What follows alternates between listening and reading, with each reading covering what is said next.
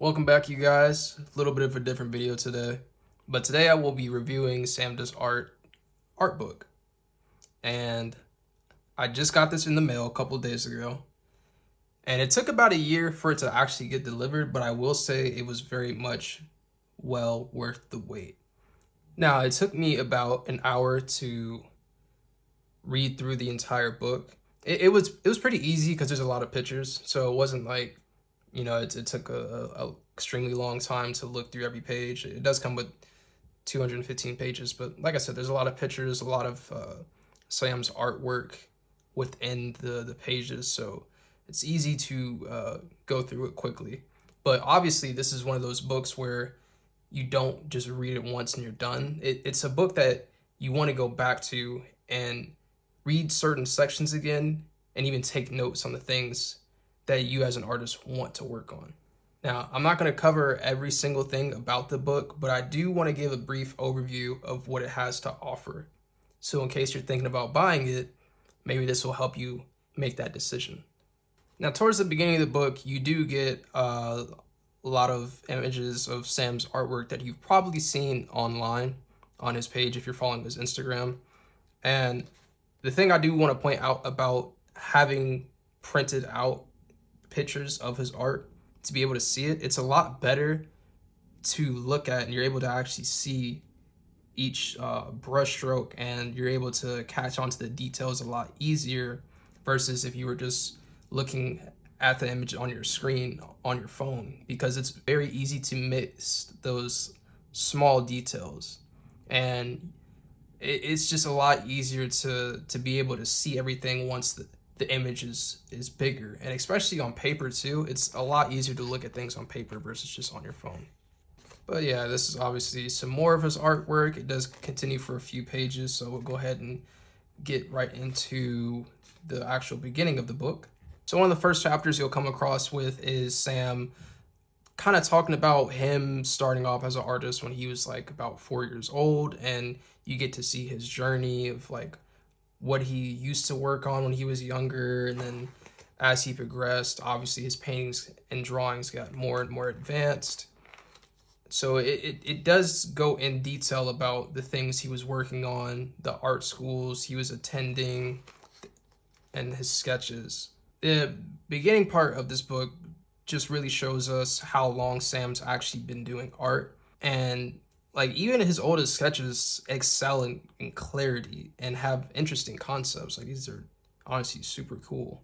You could tell he has a solid grasp on his fundamentals, such as like proportions and line quality. And you could tell he was inspired by a bunch of like fantasy and like sci-fi elements. So it's very, very cool stuff. I mean, like look at this. Even with like a few simple pencil marks, you're able to tell that this is indeed a dragon. You know what I mean? And then you got like the castle. Like honestly, that's super cool. And he made this back in 2012. Like this is very impressive work. Part of the book that really stands out to me the most is when Sam starts to talk about his struggles with stylizing his characters or trying to figure out how to stylize his characters.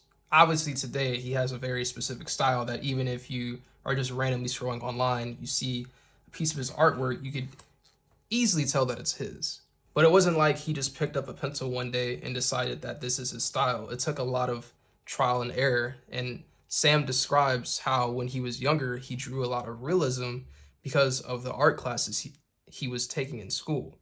And it was hard for him to make that transition from something realistic to something more stylized. Like me, and I'm sure most people, we start creating art that's mostly realism when we first start off, and essentially we're trying to just copy our reference as much as possible. Now, there's nothing wrong with starting off that way. You do need to know the rules of basic fundamentals before you start breaking them and shifting proportions around to create your own style. It's a very important concept that you can't ignore if you want your art to look subjectively good and it doesn't lack structure. I use the word subjectively because art is one of those things where people's opinion and how they feel determine whether or not if they like a piece of artwork. I have made an entire video about subjective art and, the concept behind that, but that's a different story. Moving forward. Further along in the book, Sam starts to describe about how he takes inspiration from specific artists that he wants his art to look like. or just a concept that he's seen the other artists do that he likes, such as like lighting or the flow of the lines within the characters, line art. So he talks about and describes how he took inspiration from artists such as like Ross Draws and like Wallop, Ethan Becker, like various of artists he does describe throughout the book. He also gives advice on how he went about creating his character Kara, very well known today. And he just basically explains and lays down what was going through his mind about, you know, how he wanted her to look, the stylization of it, the feeling that he wanted to give off, the emotion that he wanted to show from the character. So he does explain the trial and error that he was doing there. And obviously you see the character sheets here. Very, very good.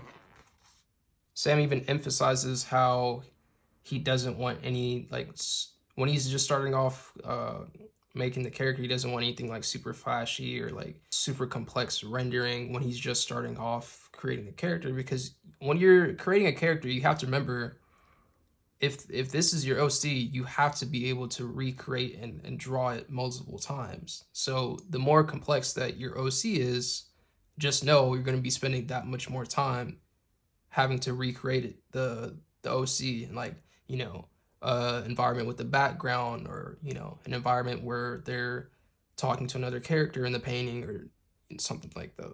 Now, this is probably the section where most of us will go back and review, especially if we're working on a new project and something doesn't look right or something looks off. This is the section of the book that we can refer to for guidance. He talks about fundamentals, he talks about proportions, he talks about, you know, your shadows versus your lights. So this is a very key part of the book that I will say you should probably spend some time reviewing it and even going back and taking notes as much as you need to, because there's a lot of useful information in this section of the book.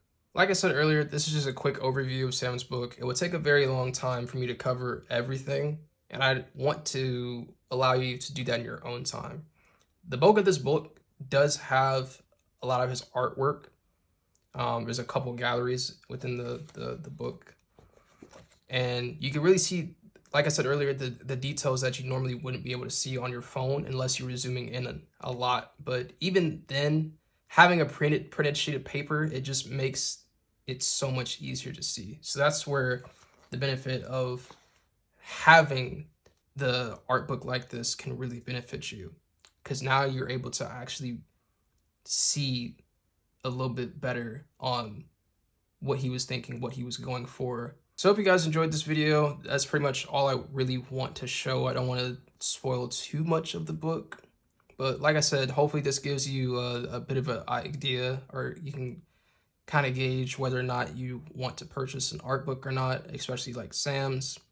I will highly recommend getting an art book, and I will recommend Sam's too as well. I think this is very beneficial for you if you are, you know, an artist and you're looking for a little bit more guidance, or, you know, you just want to purchase your first art book. I think this is a very good, solid choice. And with that being said, I will see you guys on the next one.